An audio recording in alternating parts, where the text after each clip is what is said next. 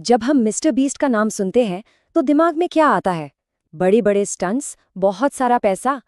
लेकिन क्या हो अगर मैं कहूं कि उनका सबसे बड़ा चैलेंज सिर्फ एंटरटेनमेंट से कहीं ज्यादा था? आज हम उनके फेमस सर्कल चैलेंज को एक स्ट्रेटेजिक गेम की तरह डिकोड करेंगे। ये सिर्फ एक वीडियो नहीं था, ये तो इंसानी साइकोलॉजी पर किया गया एक लाइव एक्सपेरिमेंट था।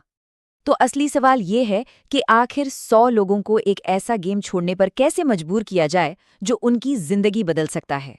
मिस्टर बीस्ट ने सब्र, इरादे और हाँ लालच की हदों को कैसे परखा। चलिए उनकी इस गेम प्लान की एक एक परत खोलते हैं। हर बड़े खेल की शुरुआत एक बहुत बड़े दांव से होती है और यहाँ दांव पर थे $5 लाख। ये सिर्फ पैसा नहीं है, ये एक सपना है। यही वो ताकत है जो 100 लोगों को एक छोटे से सर्कल में खींच लाती है और उन्हें हफ्तों तक हर मुश्किल झेलने के लिए तैयार कर देती है। और नियम? अरे इससे सीधा साधा कुछ हो ही नहीं सकता। बस सर्कल के अंदर रहना है। जो आखिरी बचेगा वो जीत जाएगा। सुनने में इतना आसान था कि हर किसी को लगा ये तो मैं कर ही सकता हूँ। पर दोस्त, यही तो इस खेल की असली खूबसूरती थी। तो अब स्टेज सेट हो चुका है। ये सिर्फ एक गेम नहीं, ये एक सोशल लेबोरेटरी है। सवाल यह है कि जब दांव पर $5 लाख लगे हों तो इंसान क्या क्या करने को तैयार हो जाता है। शुरुआत में तो कॉन्फिडेंस एकदम 7वें आसमान पर था। एक कंटेस्टेंट ने कहा भी, मैंने तो अपना पूरा शेड्यूल खाली कर दिया है, मैं अगले 3 हफ्तों के लिए पूरी तरह से तैयार हूँ। उसे बेचारे को क्या पता था कि आगे क्या तमाशा होने वाला है। और अब खेल का पहला फेज शुरू होता है। गेम मास्टर का पहला टारगेट भीड़ कम करना। लेकिन ये कैसे होगा जब हर कोई जीतने के लिए इतना पक्का इरादा लेकर आया हो?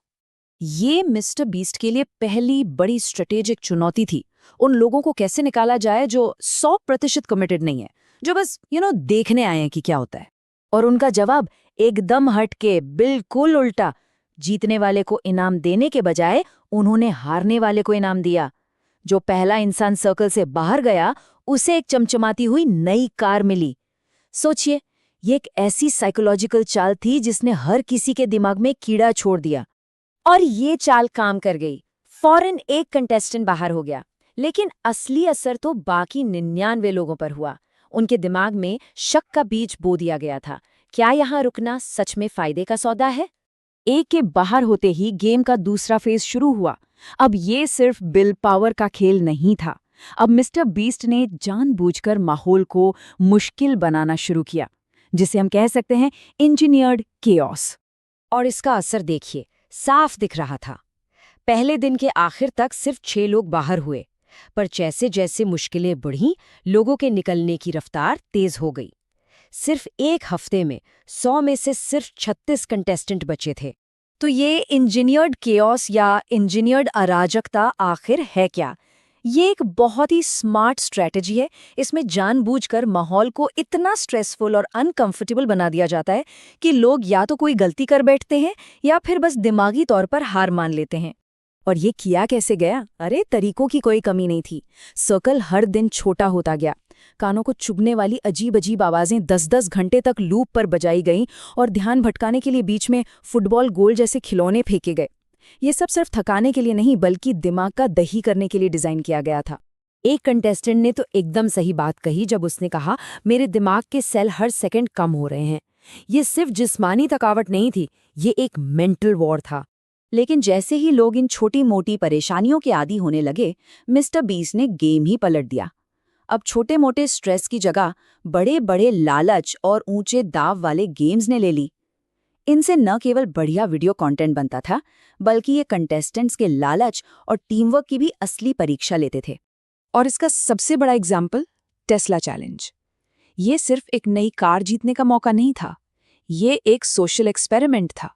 ये देखने के लिए कि क्या थके हारे स्ट्रेस में डूबे लोग एक बड़े इनाम के लिए मिलकर काम कर सकते हैं। और इस चैलेंज के नियम, वो जानबूझकर इतने मुश्किल बनाए गए थे कि इसे अकेले जीतना नामुमकिन था। टीम बनानी थी, प्लान बनाना था और उसे परफेक्ट तरीके से एग्जीक्यूट करना था। ये टीम वर्क का एक बहुत ही मुश्किल टेस्ट था और इसने कई लोगों की हिम्मत तोड़ दी। और ये देखिए, ये बहुत दिलचस्प है। जब टीम वर्क का टेस्ट लिया गया, मतलब टेस्ला चैलेंज में, तो 4 लोग बाहर हो गए। लेकिन जब पर्सनल स्किल और लालच का टेस्ट हुआ बैलेंस बीम पर, तो एक भी इंसान बाहर नहीं हुआ। ये हमें इंसानी फितरत के बारे में क्या बताता है? शायद यही कि दबाव में हम दूसरों के साथ मिलकर काम करने से बेहतर अपने लिए लड़ते हैं। और अब हम पहुंचते हैं गेम के आखिरी पड़ाव पर, सबसे मुश्किल, सबसे बेरहम फेज। अब सिर्फ सबसे मजबूत लोग ही बचे हैं, और अब गेम की स्ट्रैटेजी और भी ज्यादा साइकोलॉजिकल होने वाली है। कंटेस्टेंट्स के सामने एक आखिरी परीक्षा रखी गई। या तो पक्के $10,000 अभी लेकर घर जाओ, या फिर $5 लाख के सपने के लिए लड़ते रहो। ये लालच और सब्र के बीच की आखिरी जंग थी। अब ऐसे में कोई क्या फैसला ले? और जो लोग रुके, उनके लिए तो खेल और भी मुश्किल हो गया। उन्हें अपने पैर के बराबर घास के छोटे छोटे टुकड़ों पर घंटों तक खड़े रहने के लिए मजबूर किया गया। ये धीरज का, सहन शक्ति का अल्टीमेट टेस्ट था। और फिर इस आखिरी इम्तिहान के बाद 100 में से सिर्फ 10 लोग बचे थे। ये वो लोग थे जिन्होंने हर चुनौती, हर लालच और हर दिमागी चाल को मात दी थी। ये थे फाइनल वॉरियर्स। तो 12 दिनों की बिना रुके चली इस जंग के बाद अब आखिरी सवाल आता है। जब सिर्फ 10 लोग बचे हैं, तो विनर का फैसला कैसे होगा? क्या ये कोई और धीरज का टेस्ट होगा? और तभी आया अब तक का सबसे बड़ा ट्विस्ट। मिस्टर बीस्ट ने बताया कि ये सब कुछ सिर्फ पार्ट 1 था। 12 दिनों का ये धीरज का खेल तो सिर्फ एक क्वालिफायर था। असली फाइनल वो तो एक बिल्कुल अलग खेल है, टैग। इस एक खुलासे ने पूरे गेम को सिर के बल खड़ा कर दिया और हर किसी को हैरान कर दिया। ये सच में एक जीनियस मूव था।